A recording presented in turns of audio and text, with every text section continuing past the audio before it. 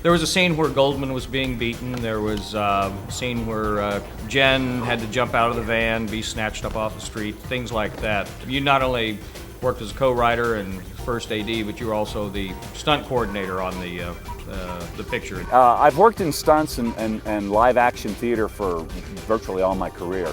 And one of the things that's different between live action stunt shows and film, obviously, is that traditionally in a film you get the ability to break the stunts up and do them until they're right. Unfortunately, in a small film, you have a limited number of takes, so it's a kind of a borderline mixture of the pressure of live theater that you have to get it right and the ability to cut and do it again if you don't. We had day players that we didn't get a lot of chance to rehearse with beforehand. So in the beating scene with Goldman, I had to work with non-stunt players who didn't have a lot of experience in stage combat, and I had to work very quickly with them to show them their actions, to block them for the camera, working with you so that they would be believable. So first is 1, 2, 3, 4. And I think we got what we needed out of them. You know, we didn't have a budget for big airbags and things for stunt work.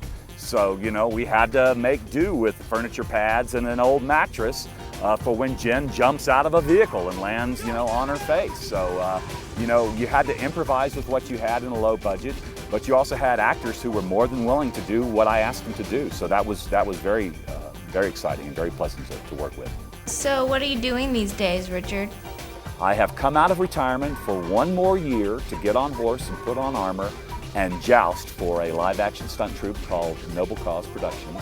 I am riding in armor and jousting. So yeah, I'm falling on my head for a living. But don't print this and don't put it in the podcast. I'm so ashamed.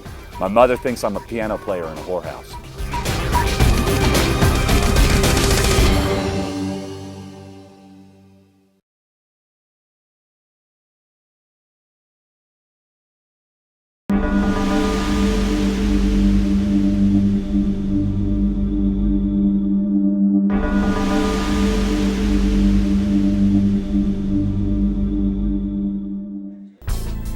Jesse's Underground Hideout was filmed in the basement of Vine Street Studios, which is the building where New Classic Films offices are housed.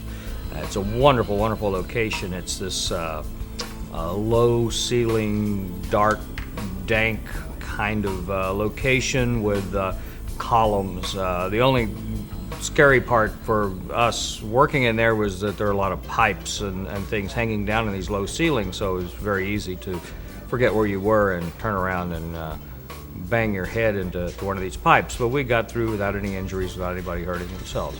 But that's the place that we set up all the underground scenes with Jesse. It was one of the more complex scenes blocking-wise for me.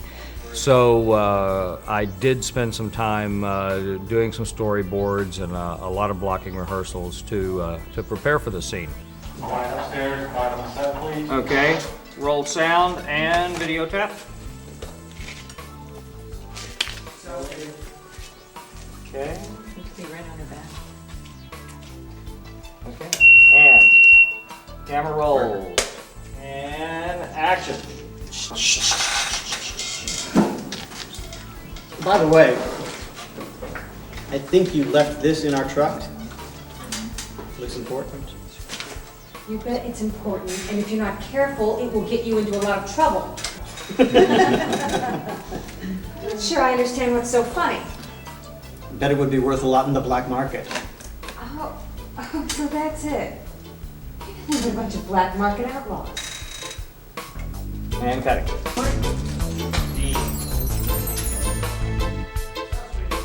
Camera roll. And action. Jessie has this lantern that she carries around when she makes her entrance into the underground scene and first meets Jen. One of the problems we had was that the lantern we originally purchased didn't put out quite enough light. So we took out the fluorescent tubes that were inside, replaced it with a halogen bulb, and then we had to make a new battery pack to go in here and a switch so that it could be switched off and on. And even that wasn't really enough illumination when it came to illuminating the faces of the underground members in that scene. So Mark Wells had to track along with a bulb on the end of a stick to make sure that the faces hit the right illumination for the camera to pick up. It's 45 cents. Camera rolls. Action. Everything and everyone has a purpose. Biggest changes we made on location as far as what I had in my head. The biggest changes were just dropping coverage because of time. I would take shots out of the coverage because we were just running out of time.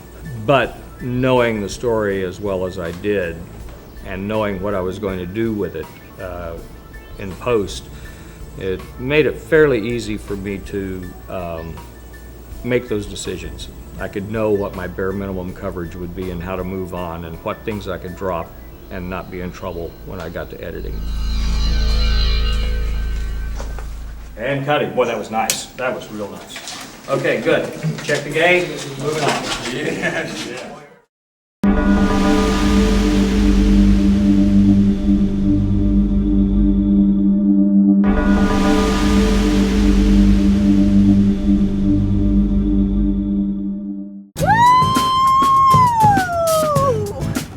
Great day to be in a car. It is. Now put your seatbelt on.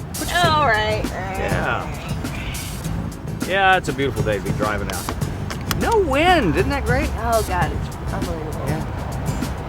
Remember that day we did that taxi scene? We used that method called poor man's process.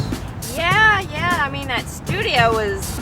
I mean, it couldn't have been more than 12 foot by 12 It was foot. tiny. It was pretty tiny. Of course, the whole idea behind poor man's process is that the car doesn't move, but everything around it moves. It gives you the illusion of motion. So what we did, we put that black screen behind the. We put that black screen behind the taxi so that it looked like it was night outside, and the camera was just up in front like that. And then Jack and Christine acted out their scene. And Mark Wells. I mean, what a job he did. Goodness, he's a genius. Yeah, he got all those lights. All the lights were moving. The whole thing is a trick of moving lights to give you the illusion of motion. I remember when we were shooting it took every hand and foot that we had on the crew to operate all those lights. Everybody was manning a light, turning a light around, twisting a light, making it move. Oh, no, yeah, sorry. Almost got that one. I didn't notice the walk light. Remember that thing, how the headlights behind the thing? Yeah, that was amazing. I was sitting over there looking, I was like, oh, cool, it's like a car. Yeah, it was two Inkies on a stand, and it was draped in black so that it was back behind the car, and looked like it was a car driving along behind. When we originally were going to shoot the film in 16mm, we originally intended we were going to shoot that scene as a car mount. We were going to mount the camera actually on a car and drive it around. But when we went 35mm and we were going to shoot with the Mitchell, we realized the Mitchell was way too huge for a car mount, so we decided to do poor man's process. And I'm really glad we did because The shot looked authentic. It looked like it was straight from a classic film. It does. It fits the style of the film just perfectly, and I think it saved us a lot of time because we did that scene very, very quickly. And, Right. And we were in air conditioning too. That was. I love working in a studio.